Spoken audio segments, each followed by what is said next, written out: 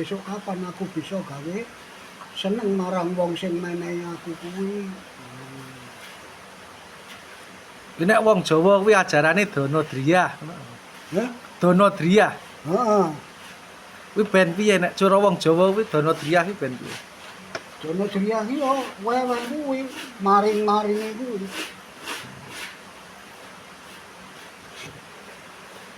Ben piye maksude wong Jawa? Hah? Kok Danadriya kuwi ben piye ngono? Danadriya kuwi gawe senenge wong. Wong sing ora iso madang, ora kekurangan pangan, tok wenehi rak seneng atine. Iya. Kuwi jenenge Danadriya.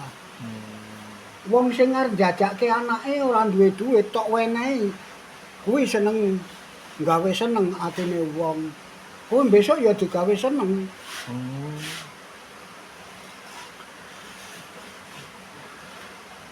Yo Danadriya yo kelong malah rezekine. Heh? Kelong bandane diweneh-wenehke. Piye? Lah yo meneh-meneh wong bandane kelong. Oh. Justru nggon bondo kelong kuwi mengkone eneng konone kuwi dijoli. Luwih saya akeh. Ora mung sethithik, mergane apa? Tingkah lakumu kuwi bener. Sing dikarepke kono, sing dikersake kono. Lho ya kok ngono kuwi sing dikarepke.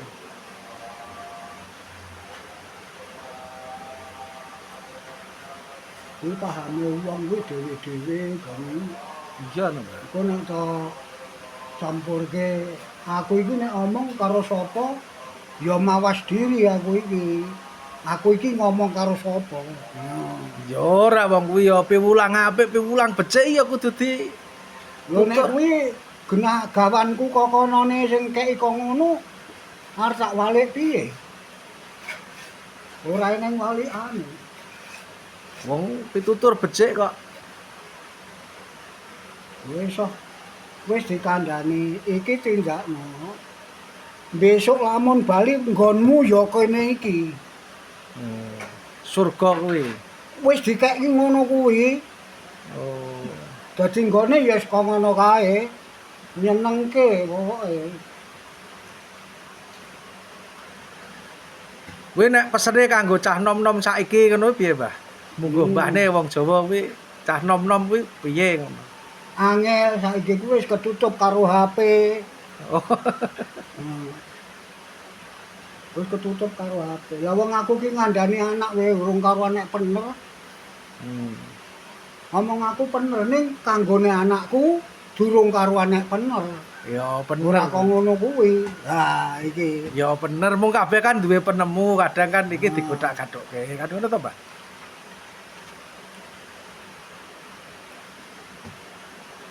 Mulane omongan karo sapa mau wae mawas dhewe. Kowe esahmu apa, Ji? Iki arep omongan karo sapa, Ji?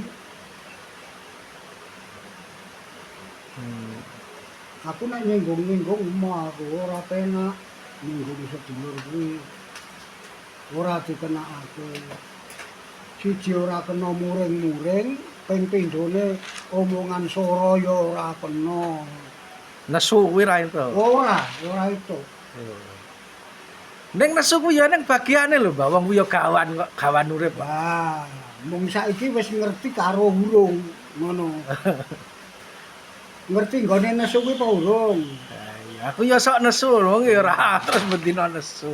Kan ning nggone, engko nek ra digunakake ndak tersinggung sing di nesu kuwi. Heeh teraan. Ora kuwi kanepson kuwi klebu hawa sing kudu disingkiri. Lah. Mulane ana nggon panutan. Sira kabeh padha senenga prihatin kuwi poso. Perlune apa? Poso kuwi ngurang-ngurangi samubarang rek. Pikiran sing kurang bener. Kuwi nek dipasani dadi pikirane kaya mbako netral kuwi. Melu sapa-sapa matuk. Legit pulen ngono rasane ora. Mbako netral kuwi. Ning ya tenan wong ora nesu kuwi ya apik tenan. Ning Nek ora ngandel ya wis. ya ngandel iki ki Wong urip kuwi nek ora tau nesu, pikirane enenge mung tansah adem, ayem, tentrem. Kuwi. Nek ora tau muring-muring. Ning jenenge wong urip mau kuwi ya bagiane wong urip. Wong nesu kuwi. lah iya. Heeh. Kan ya etuk sewayah-wayah dinggo wong bagiane. Ya, kono. Mung nesu mau kudu nganggo aturan. Iki nesu masalah nggo napa? Oh. Ana jalure. Disumet sik no udute kan. Nesu karo anak mergane ora pener le nyambut gawe bisa nesu. Ning ora usah omong banter-banter. Omong banter-banter krungu wong gading. Ditiru karo wong gading. Iki tak syuting iki wong sak donya engko sing nonton Mbah iki. Tenan iki. Bocah-bocah iki dikeki ular-ular ben iso nggo sangu. Ya sangu urip, ya sangu mlaku.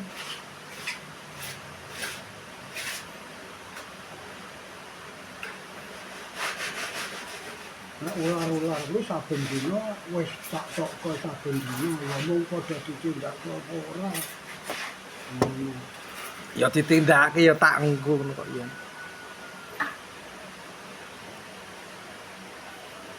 Urip nang alam padang kuwi nek beneran kuwi uripe ya mung pisan. Nang alam padang iki. Ning nek ora beneran kaya bapakmu ki ora beneran. Wong uripe ngantek pindho kok. Lah terus urip sing sak lawase kuwi engko ning ngendi? Ya ning kono amor karo Gusti. Oh. Gusti Allah. Ya Allahku, ya Gustiku sing manggon ana swarga langgeng. Kuwi sing ning kono kuwi wis langgeng sak lawase. Mulane wecane jaman mau ngendikane Adam karo Hawa kuwi kon ngebaki jagat iki. Kon ngebaki menungso. Nek iso ngebaki jagat iki, besok bakal digulung. Dadi siji amor karo Gusti. Ora dijenengke apa kae? Berarti adek iki ya tugase neruske tugase Jeng Adam karo Jeng Siti Hawa. Heeh. Lah nek iso ya anakmu akeh ana. Oh nek anake akeh berarti rabine ora gur siji. Ya sak karepe kono. Sing penting jagat kuwi iso kebak. Ning gandeng Nabi Adam karo Ibu Hawa ora iso nututi kersane ngalah mau. Durung eneng 500 tahun wis ngajal. Mergane apa? Ragane kuwi wis ora kuat. Dadi menungso kuwi sing ora kuat ragane. Ragane bobrok ragane kuwi. Saya suwe saya suda berarti. Lah saiki Gapuk ngono kok. lah saiki paling umur 25. Lah kowe ngerti swidak 5 tekluk-tekluk ngono kok. Nek mbahne saiki umur piro, Mbah? 85. 85. Ha isih nyang pasar ngepit.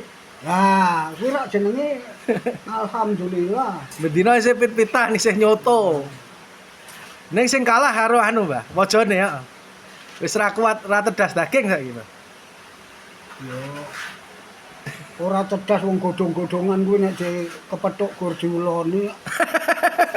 Ora dimamah, ora iso mamah. Gur diwolak-walik karo ilat ngono ki anggere wis lunyu ngono diulung. Kok ning jero kan eneng neh sing tugas nyacah. Ning jero tukange giling kan eneng. Iya.